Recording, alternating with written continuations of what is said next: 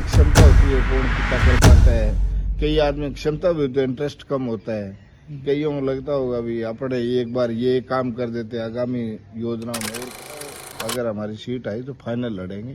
चुनाव पहले भी लड़े हैं, अब की बार भी लड़ेंगे। जो लोग चर्चा करते हैं यार आपके गांव का ये हाल है, उसके लिए हमें शर्मिंदा होना पड़ता है। इसके बिल्कुल ठोक जाकर हमारा परिवार कभी सार्वजनिक काम में आज तक पीछे रहा नहीं।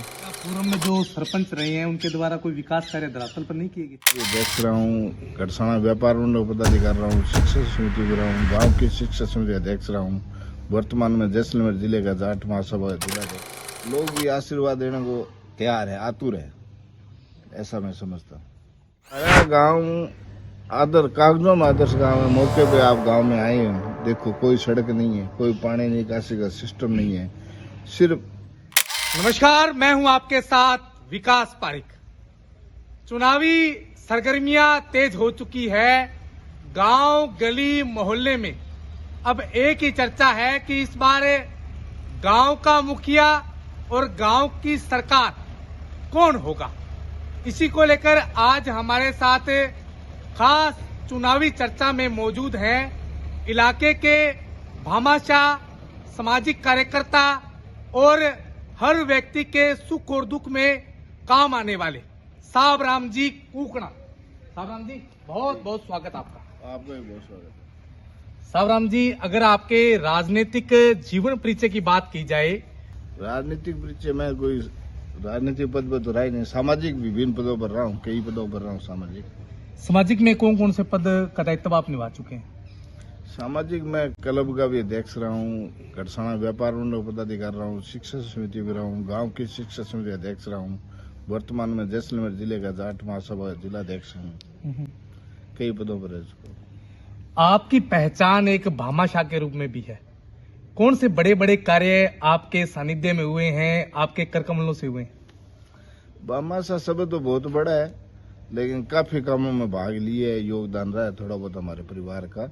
जैसे हमारे गांव में गौशाला है, चाहे स्कूल है, चाहे कोई हमारी पूरी पंचायत के मंदिरों में कलर है, और बाहर भी कई जगह जैसे रामदेवरा धर्मशाला है, बीकानेर में जाट छात्रावास है, दंतौर में धर्मशाला है, कई जगह हमारे सुतार मंडी मंदिर में है, हमारे सुतार मंडी स्कूल में वाटर कूलर है। इस टाइप पे कई काम करने का सौभाग्य प्राप्त हुआ है।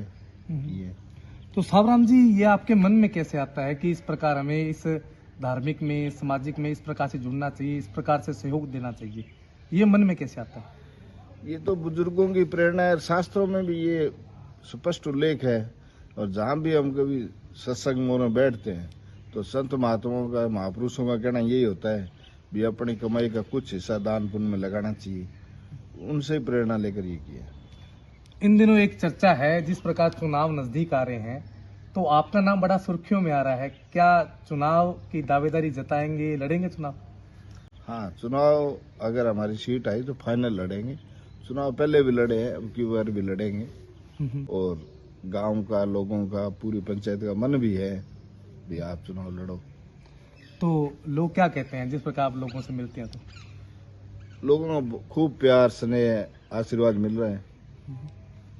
नहीं, लोग ऐसे कहते हैं कि अभी ये चुनाव लड़ना कोई जरूरी नहीं है, अगर आपको निर्विरोध चुना जाए, कुछ इस प्रकार की चर्चा चलती है। देखो, निर्विरोध वाला तो आजकल का सिस्टम नहीं रहा। आज ये लोकतंत्र है, सबका अधिकार है। कोई एक आदमी पर्चा ही भरते, निर्विरोध नहीं रह सकते। बाकी असंभव सा काम है, संभव हो जाए तो क्या दिक्कत है। तो साहब राम जी, जिस चुनाव की बात कही आपने, तो किन मुद्दों पे आप चुनाव लड़ेंगे? मुद्दे हमारा गांव आदर कागजों में आदर्श गांव है। मौके पे आप गांव में आए हैं, देखो कोई सड़क नहीं है, कोई पानी निकासी का सिस्टम नहीं है, सिर्फ एक हमारे गांव में दिखाने लायक पंचायत घर है।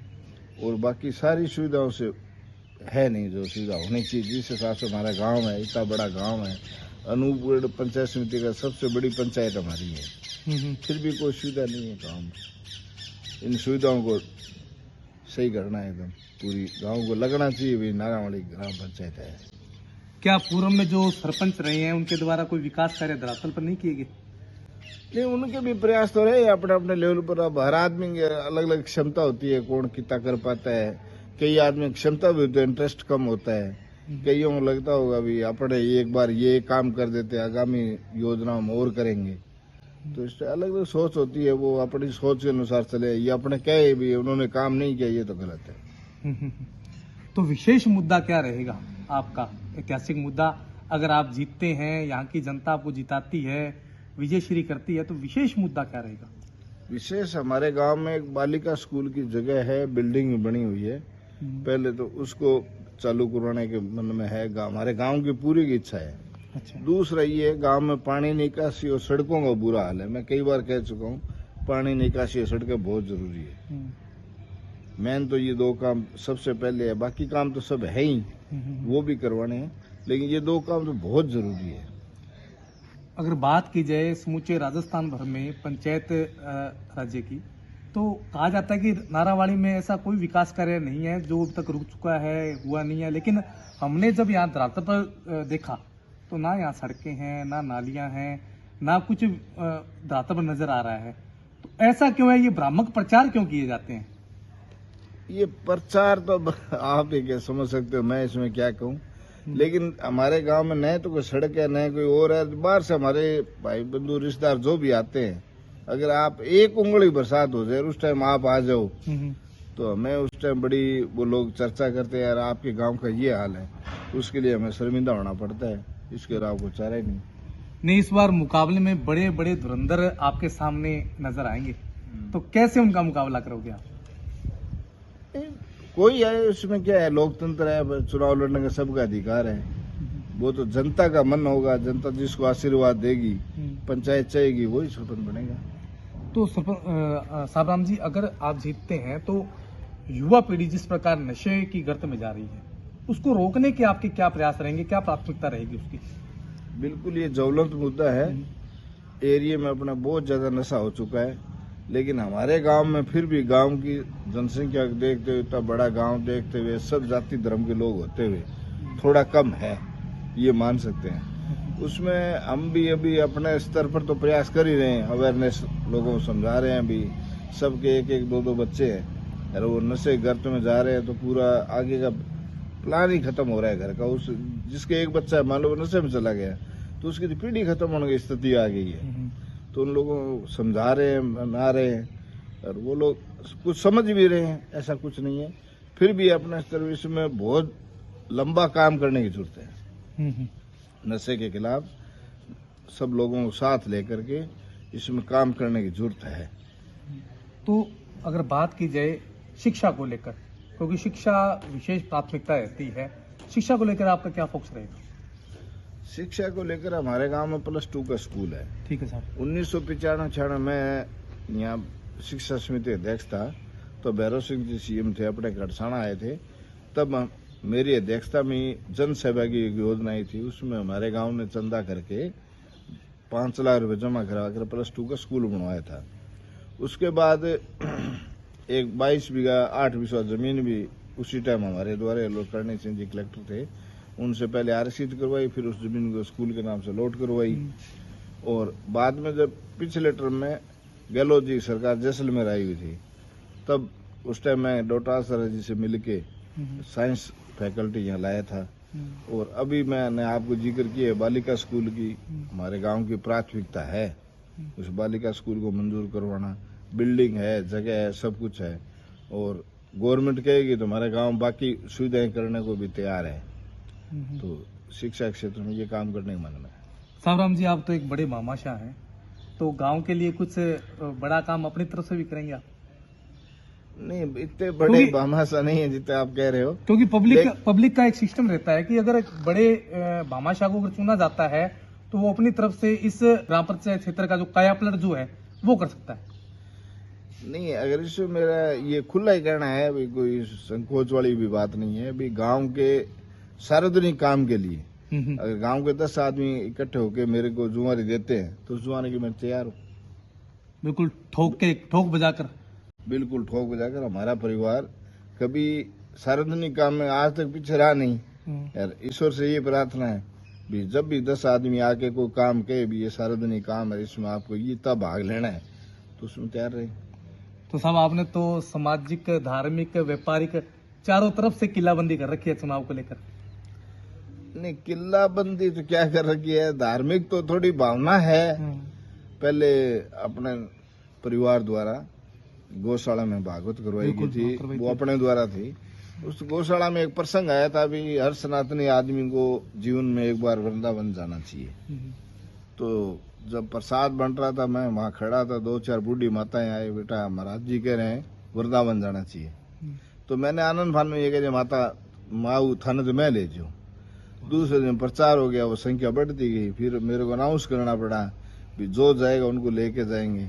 और उसमें ठाकुर जी की इतनी कृपा रही, 14 बस लेके गए थे हम, 846 लोग उन बसों में थे, एक गाड़ी थी अपनी, और 150 लोग करीब ट्रेन से आए थे। 1000 लोग हम वृंदावन गए, 6 दिवसीय यात्रा थी। किसी तरह की कोई तकलीफ नहीं हुई, बड़े आराम से गए। वहां हमने नानी भाई मायरा भी किया, खूब नाच कूद रहे थे।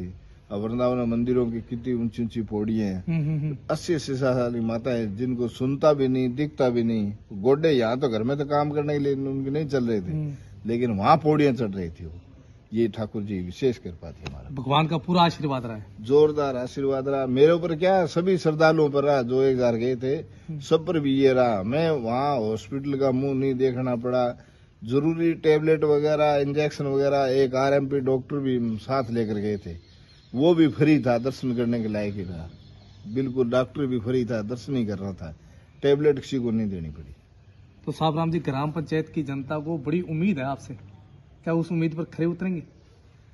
बिल्कुल खरे उतरेंगे, मन में इच्छा तो यही है, बाकी ईश्वर से प्रार्थना है, ईश्वर ऐसे ही सदमार्ग पर चलाता रहे, लोगों की भावना अनुसार हम चलते रहें, किसी को निराश नहीं करें, ऐसी भावना है।